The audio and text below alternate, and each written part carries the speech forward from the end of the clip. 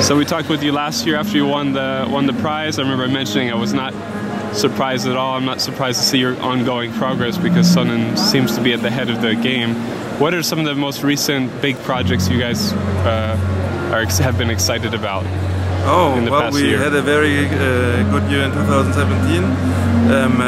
Finally, the Australian market developed very, very nicely for us, mainly due to the reason of a retail power price increase on the 1st of July by 25–30%, something like this, right? And you're talking about residential storage, right? Absolutely. And this really kicked off the market, and we are developing nicely over there. And then another highlight of 2017 is that the US business did very well. Unfortunately, California and Hawaii. California and Hawaii, not as much as we thought it would. It was rather on the East Coast and also in the Caribbean islands, for example Puerto Rico, due to the hurricanes. Well, we covered we saw you were on the ground there. You made it to Puerto Rico. We had some coverage of your great work. It's really unbelievable. If you have not seen it, you would not believe it. It's unbelievable how the island is destroyed. Yeah, and the depressing thing now, there's still so many people without electricity, with roofs not on their homes. But this it's a systemic problem. But your role, what was your role? How did you get in to help them? I mean, this is sort of a question that has been a little bit still unclear with you and Tesla. Is you have obviously some of the best solutions to offer, but how do you get in on when did we get in? Yeah. I mean, first of all, we saw that there is a huge need. We have a partner in Puerto Rico we are working with since something like 2 years.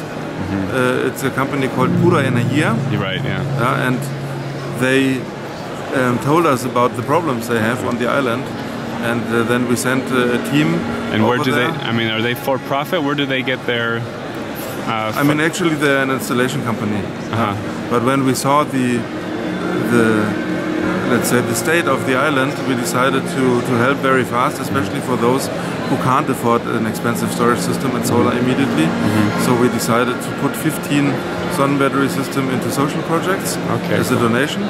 Great. Pura Energia participated in doing the installation and everything necessary on this end for that. And I think the videos that we've seen were about that, connected with them and the. Absolutely.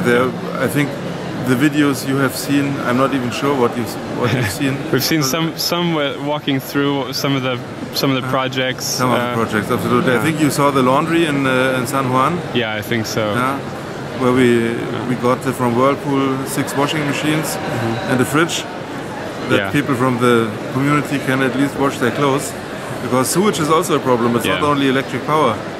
So if you want to wash your clothes in the creek or in the river, you're in trouble.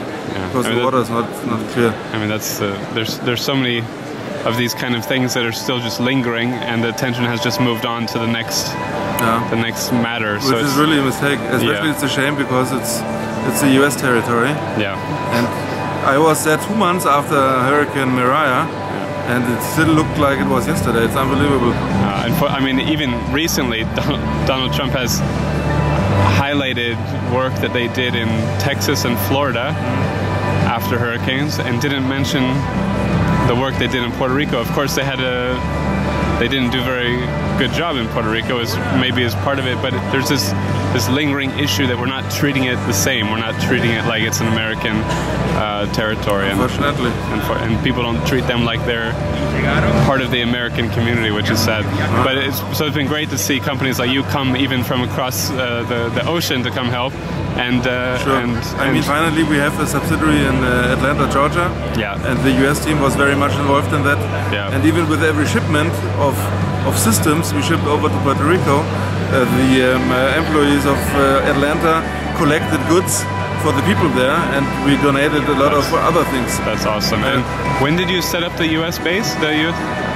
We set up the US base something like 2 years ago. Okay. But we concentrated everything in Atlanta beginning of 2017. Okay. With own factory, with R&D hub. And why did you move to Atlanta? Why? Because it was just good competitive pricing and reaching various markets. Atlanta, you mean? Yeah. We had both. We had our marketing and sales department based in LA because we thought that the markets are rather in California. And when we decided to set up our own R&D hub, we had the opportunity to take over a team of power electronic engineers from a Swiss inverter company, Solarmax. They were in financial difficulties in 2015, and we decided to take everything over, including the lab, including the team, and it was in Atlanta. So we started with 2 bases in the US, one at the West Coast, the other one at the East Coast, but now we concentrated everything in Atlanta. When did you start using blockchain? Something like 1.5 years ago. Okay. We are in a cooperation with TenneT. TenneT is the largest TSO in Central Europe. It's a Dutch-German company.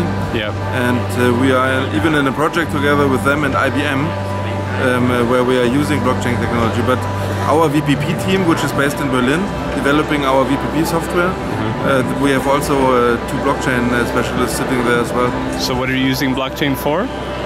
For the billing mainly. For the billing, for the peer-to-peer that you're working on? For the peer-to-peer and also for the grid services we are providing to the grid operators. Even though it's a buzzword which attracts a lot of attention, we are not claiming too often that it's blockchain because I mean nobody is talking about the programming language either. You're using, right. Yes. I mean.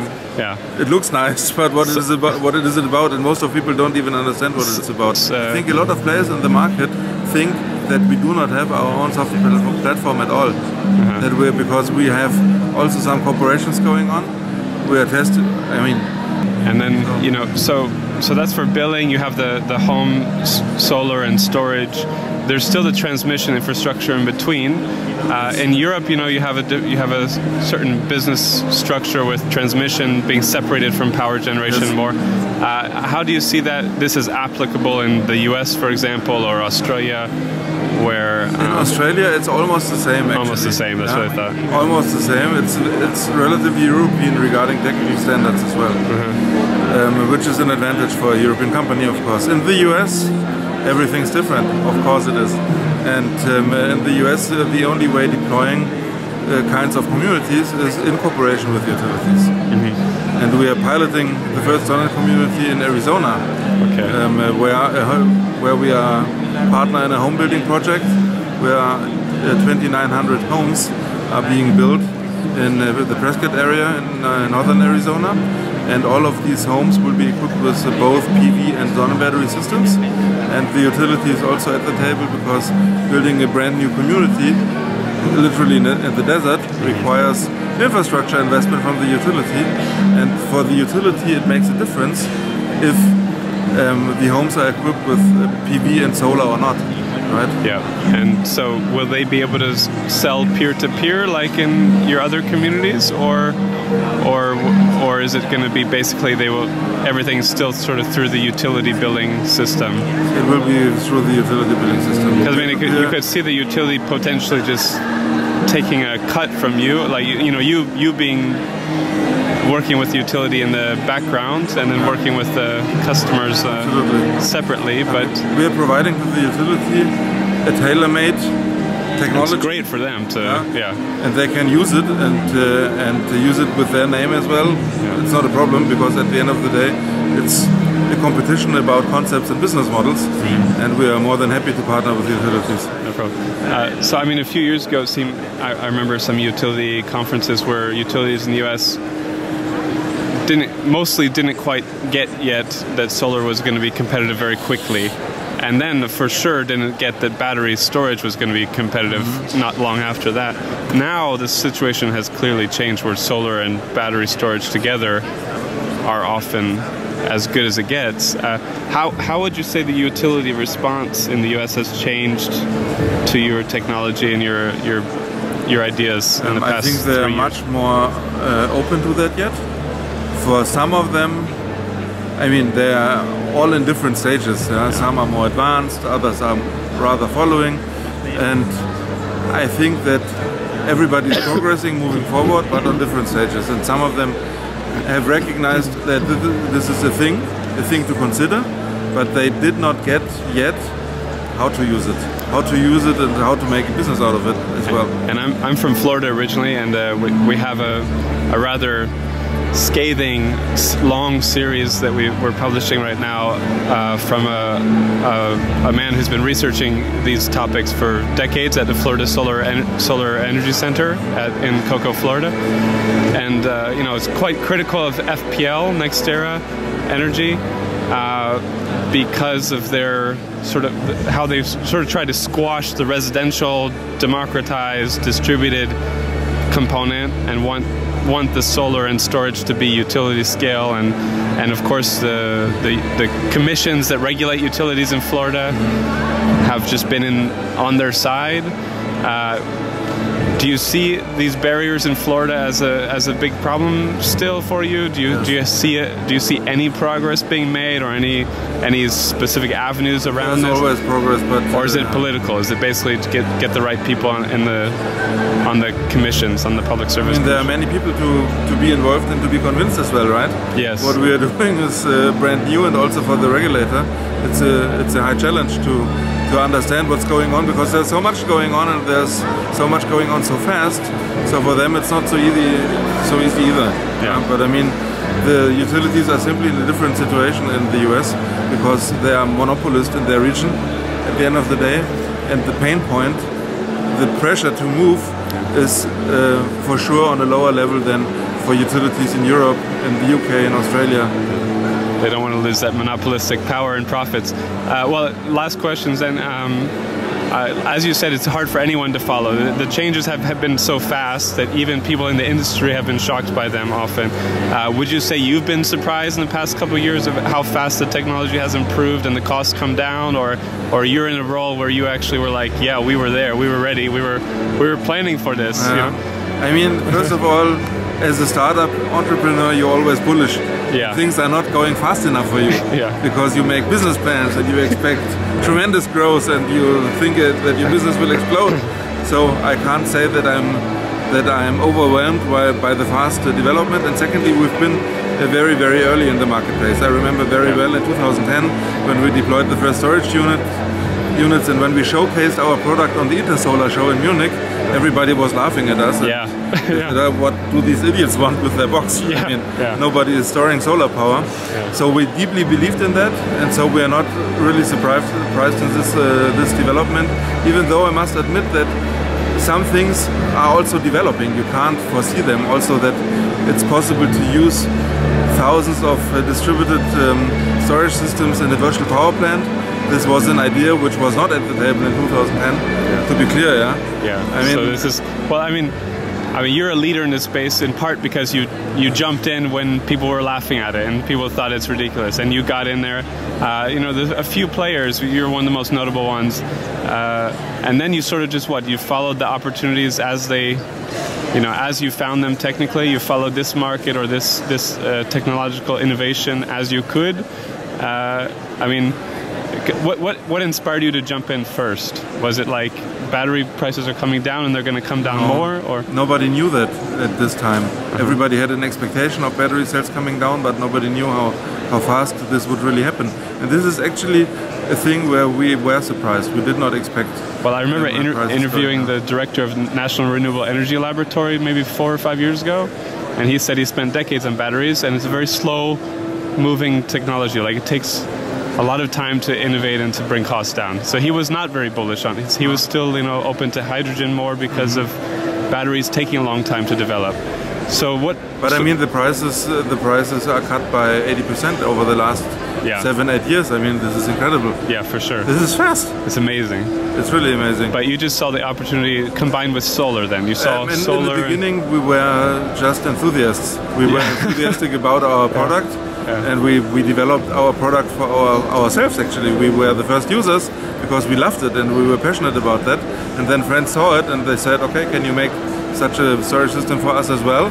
We said, yes, we can, but it costs a lot of money. And you had a lot more energy awareness in Germany where you started. You had much more energy awareness about solar, about distributed energy. Yes. But when we started, the solar world was already spoiled, because everybody was following the paradigm of feeding solar power into the grid. Yeah. as an investment case, and nobody understood why we should change even the metering of a PV system for self-consumption, and we were also preaching to change this paradigm, and in the beginning it was very hard.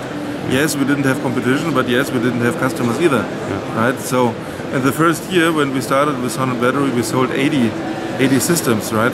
This is the production of a day today. And so then you just sort of kept following the interest in your product. We were pretty resilient, and we thought that we can sell it and we can find fellow enthusiasts who are ready to buy it. So when do you see yourself on every continent? I mean, we are already on 3, in Europe, in Australia and in the US. And I mean, there are not so many missing. In Asia we are already piloting with the CLP, for example, China Light and Power. We are piloting as well in the Philippines and in Malaysia.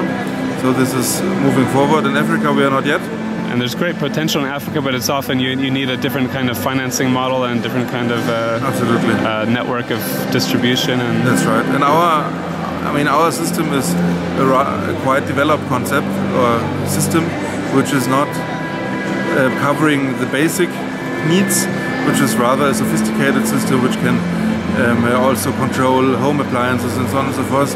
I mean, for the base case in Africa, this is probably too sophisticated. However, there are markets like South Africa, developed markets where a system like this applies. And then you mentioned, Arizona, you're doing this community scale model to work with utility more.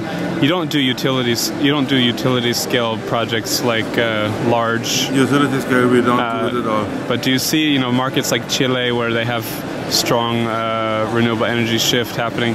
Do you see this opportunity for community scale developments that work with on a larger scale with utilities and developers more as an opening to scale up as well? Or I know you're always focused on the democratization aspect, which I love. We love this social democratization of energy, democratization of power. So I know that's been a core focus of yours, which we really appreciate. We will stay in the residential space. Yeah, great. Because simply we have the right product for the residential space, and the residential space is often a leader and an early adopter, because the residential space is also triggered by emotions. Yes. For example, by responsibility, by the willingness of changing the world a little bit, and I think this is exactly what we need. And to combine them, thousands of residential systems, into a virtual power plant has a lot of cost advantages as well, because you can deploy grid services like a utility scale storage, but you don't have the investment to make. Yes. Because the customer already did the investment, because simply he loves what he's doing, and he has his payback by self-consumption or whatever. So it makes sense. Well, you see, I always think it's the last question, and you're such a stimulating conversationalist on this. You see in Australia, California, these big grid scale battery storage projects happening. But you just highlighted the benefit to utilities and others for this residential community scale. How do you see these markets splitting out in the coming decade or so? I think utility scale storage systems as they are today are a legacy from the old way of thinking in the industry, because energy industry was always centralized. Everything is centralized, big power stations, now big storage systems. Base load power. It's still the old way of thinking centralized. This is not what's gonna happen in the future, because in the future, as we see it already today in many countries, everything's decentralized. You have decentralized generation, you have, of course, decentralized consumption, you have self-consumption, and this means as well that the load is switching or going from the transmission grid down to the distribution grid. And in the distribution grid, what can you do with utility scale storage? Nothing. But we are already there, because we are in the homes of the customers. And you also see I'm moderating a panel later this week that Sonnen is on digitization and how that's changing the story. Much of I think the improvements in the coming years, decade, are going to be around demand response technologies.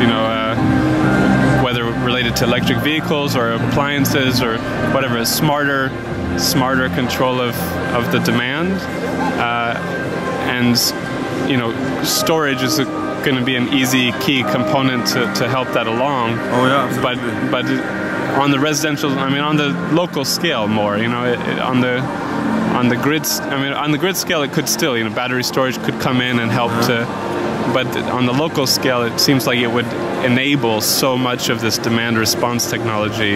Yes. I don't know. It's I don't know if I have a question there, but I'm just. No, I mean it just seems that's like absolutely right, and I think the advantage is that we can cluster the amount of deployed systems as we would like to. We can either say, okay, we have 1,000 systems in the distribution grid here, or we can say we have 30,000 systems nationwide, which is more than 100 megawatt power. And this is only the beginning. Last year we deployed as many units as in the 2 years before, in 2015 and 16. So getting more and more. So two final thoughts then. So you know, there's this big vision of how much grid storage we need in the coming decades, and there's there's this sort of estimating, projecting that we'll need this much utility scale storage for renewables to be a certain percentage. Do you basically think that these estimates, these projections, are going to be modified year after year to say, hey, we're getting more of this from distributed than we thought, we don't need this much utility scale storage? I mean, from my point of view, everything is going towards the distribution grids. The transmission grids will be solved in the next 2-3 years. And then the second thing, so the regulatory process for this kind of demand response, residential storage, EV to grid, or these, the regulatory process is often the bottleneck because it just doesn't allow certain things to happen because they're trying to protect the grid and it's a new world. How much progress do you see being made on the regulatory side in the US especially, but also Europe, elsewhere? Or do you see it as still just a very slow-moving challenge? To be honest, I still see it very slow-moving. Yeah. And this is also why the residential space is a nice space, because people just want to do things and they don't care so much about regulation. And do you think that's going to push people off the grid, or you think that's too much of a Fantasyland idea that large numbers of the population? Off-grid is not. There's no need, and there's no reason for it. Yeah. It's not very. The grid. Yeah. It's there. It's paid, and why don't we let the grid operators earn money with it? At the end of the day, the flexibility and. It's basically a giant battery for everybody. If you're on the grid, you have a giant battery. Absolutely. I mean, we need it, and to manage it is a difficult task. And I'm happy with grid operators earning money with it.